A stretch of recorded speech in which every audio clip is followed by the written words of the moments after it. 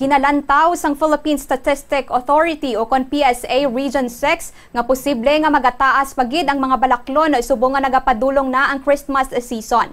Ini matapos ginpagwa sang ahensya ang inflation rate sa bulan sang Setyembre kung sa diin nagtaas ini sang 2.1% kumpara sa 1.7% sang nagligad nga bulan sang Agosto. Suno sa PSA ang main sources of acceleration o kon ang mga rason sang pagtaas sang inflation sa rehiyon amo ang housing, tubig, transportasyon, kag personal care, kag miscellaneous goods, kag services. Samtang sa kabugusan, nagtaas ang 0.2% ang inflation rate sa Western Visayas para sa bulan sang Setyembre 2025 kumpara sa negative 0.3% sang nagkaligad nga bulan sang Agosto. Ginpahayag sang PSA nga posible nga nakaapekto sa pagtaas ng inflation ang pag-abot sang bare months kung sa diin nagataas ang demand sa mga produkto kag nakaapekto man sa susunod-sunod nga bagyo kung sa diin apektado gid ang sektor sang agrikultura.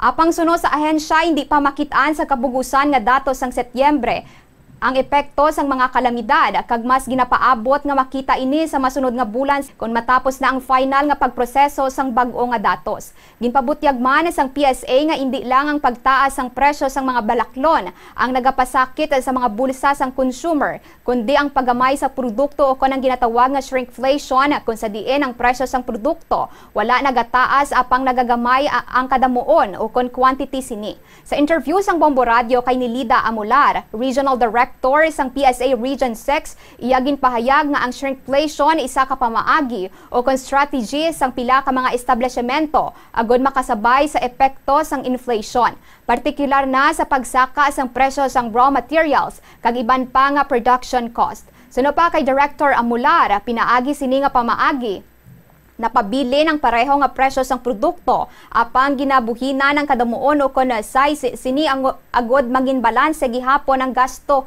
kag kita sang kumpanya. Dugang paniya may posibilidad nga magtaas pagid ang presyo sang pila ka mga produkto, partikular na ang karne sang baboy samtang nagapadulong na ang Christmas season nga nagaresulta sang mas mataas nga demand.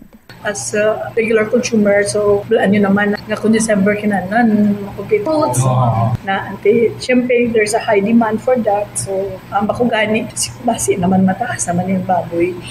Kaya may demand naman. But of course, we will see October inflation. Nabatian ang kabahin sang pahayag ni Nilida Amular, Regional Director sang PSA Region 6. 6 minutos na makrigan sa alas 6 sa gabi. Sa Ilocos Subong.